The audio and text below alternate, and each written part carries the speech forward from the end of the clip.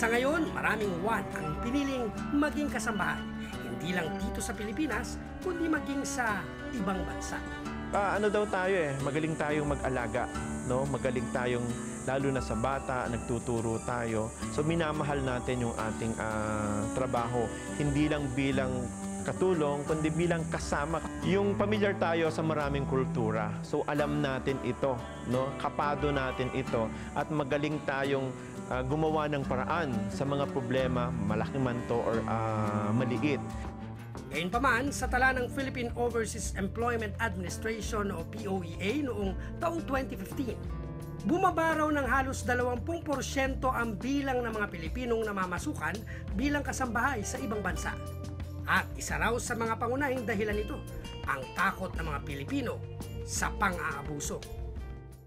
Ang dahilang ito rin ang pumigil noon sa 26 na taong gulang kong kasambahay na si Laura na asamin ang mas maginhawang buhay sa ibang bansa. Kasi hindi mo naman na pagpunta mo agad na yung employer mo mabait, swertihan na lang kung yun ang mapunta sa'yo. Kaya kahit na nga raw marami ang nagtutulak sa kanya na mangibang bansa kung saan mas malaki rin ang kita, mas pinili pa rin ni Laura na manatili sa piling ng aking pamilya dito sa Pilipinas. Siguro 6 na to kasi kasi tanda siya halos ni Audrey nung dumating sa amin. Tapos siyempre napakahalaga nung papel na ginagampanan niya. Kung tutuusin, malaking bahagi na si Laura ng buhay naming maglola. Higit pa siya sa isang kasambahay, kundi siya na rin ang tumatayong ate ng aking apong si Audrey. Napapakain ako. Napapaplay ako sa cellphone niya.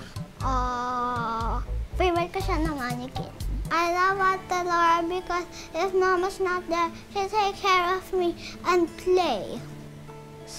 Siyempre naman maswerte kasi karamihan sa nagiging amo ko, sila yung ko talaga na natagalan ko po kasi nga mabait. At dahil hindi na rin iba ang turing ko kay Laura, bilang kapalit sa pag-agapay niya sa pagpapalaki ng aking apo, minabuti ko na rin suportahan ang kanyang pag-aaral. Para sa hinaharap, ang dating kasambahay, maabot din ang kanyang mga pangarap. So nakita ko na mayroon siyang ganung pagnanais na hindi ka habang buhay ganito, pwede ka namang ma-level up, ika nga, di ba?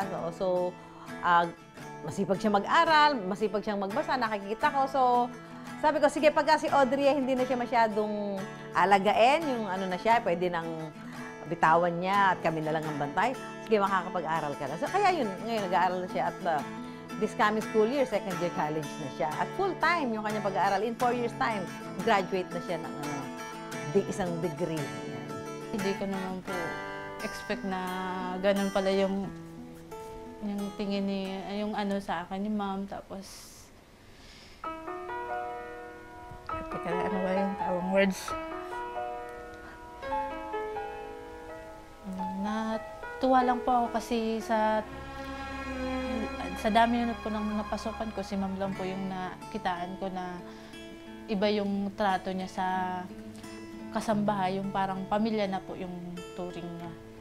Mahirap makahanap ng maayos na kasambahay. So dapat talaga din, bibigay mo lang din naman yung para sa kanila. What is due for them. Di ako nakarehas, tayo pare-parehas, na nakatingin sa itaas, nilikha tayo ng patas at Sana, ganito rin ang tagpo sa bawat tahanan, kasama ang kanilang kasambahay. May mabuting pakikitungo sa pagitan ng pinagsisilbihan at naninilbihan. Pero ang pang-aabuso sa ating mga kababayan, hindi pa rin natatapos, maging sa kasalukuyan. Nakilala namin si Mirna, isang dating overseas Filipino worker o OFW. Mahigit 1 taon na rin daw ang nakalipas nang siya ay makauwi dito sa Pilipinas. Pero sariwa pa rin sa alaala ni Mirna ang inabot na pang-aabuso sa kamay ng kanyang dayuhang amo. 15 taon din naging OFW si Mirna.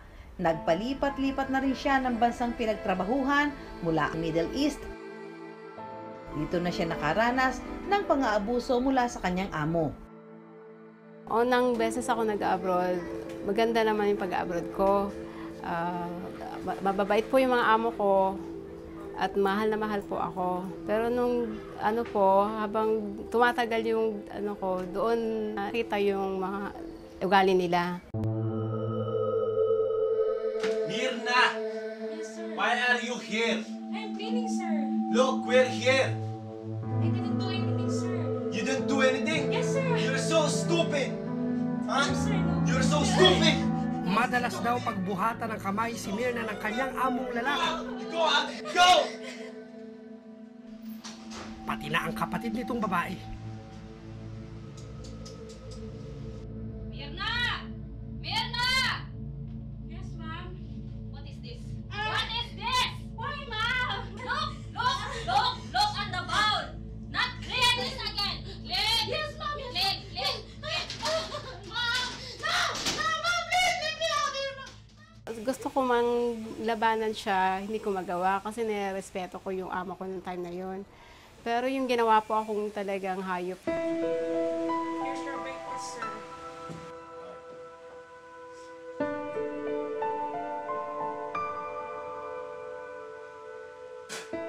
Is this coffee? Yes, sir. That's Ah! coffee. Yes, sir. This is not coffee! Stupid maid! It's water, it's not coffee!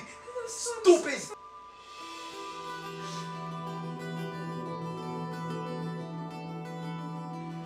Who told you to eat? You're not gonna eat. Sir, please give it back to me, sir. Please. I'm hungry, sir. Please. Madalas din daw siyang hindi pinapakain ng kanyang amo. Sir, I'm hungry. Kaya itinutulog na lang niya ang kalam ng sikmura. Idinadaing din ni Mirna ang matapang na panlabang ipinapagamit sa kanya dahilan upang magsugat at mangitim ang kanyang mga kamay. Pero ang pinakamasakit nga raw sa lahat, higit sa anumang pisikal na pang-aabuso, ay nang hindi raw payagan si Mirna na makauwi noong mamatay ang kanyang ina.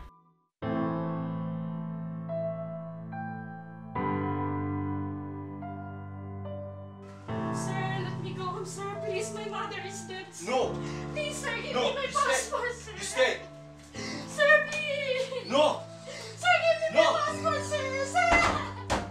Sir, please, open the door, sir. Please, let me go. Sir, please, open the door. Please, sir, let me go. From 5th floor po, naisipan kong tumalon na lang po. Dahil desperada na po talaga ako makalaya sa bahay na yon. Dahil hindi ko na po talaga kayang ginagawa nila sa akin. Pero hindi ko magawa kasi iniisip ko yung ng anak ko kasi single man po ako. Ngunit isang araw, tila sinagot ng langit ang kanyang panalangin na makalaya sa pagmamalupit ng kanyang amo. Nang maiwan daw nitong nakabukas ang pinto,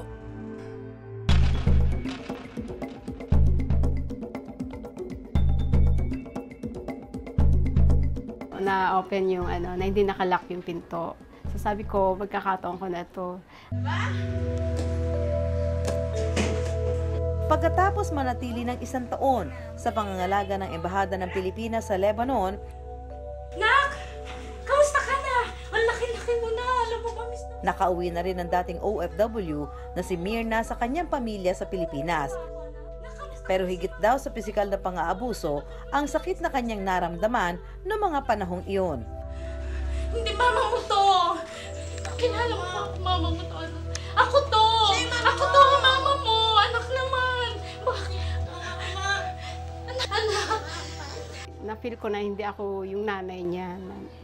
Masakit talaga. Umiyak, syempre. Tapos parang kinukonvince ko na lang na alika anak, ganyan.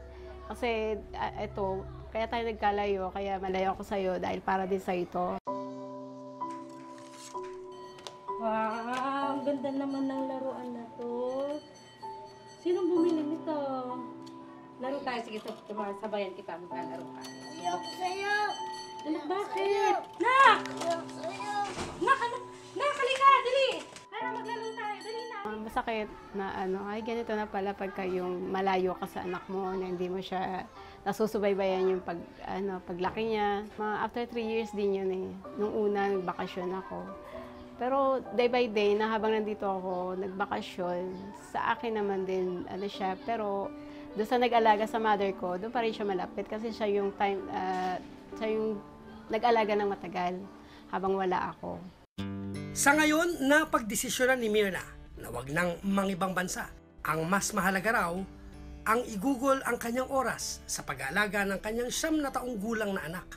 Lahat po ng gusto niya or pangangailangan niya or sa mga pagmamahal bilang ina, maibalik sa kanya. Mapunuan ko yung mga panahon na nawala ako. Bilang suporta sa mga kagaya ni Mirna na nangingibang bansa at para mailayo sila sa posibleng pang-aabuso, may mga ipinatutupad ang Philippine Overseas Employment Administration o POEA. Unang-una sa lahat, sa level pa lang, hindi pa lang sila nakakaalis, ay meron na tayong tinatawag na employment contract na bago sila umalis, pipirmahan yan ng worker para dito alam nila kung ano ba yung mga karapatan nila at mga dapat nilang gawin in case na nandun na sila sa abroad.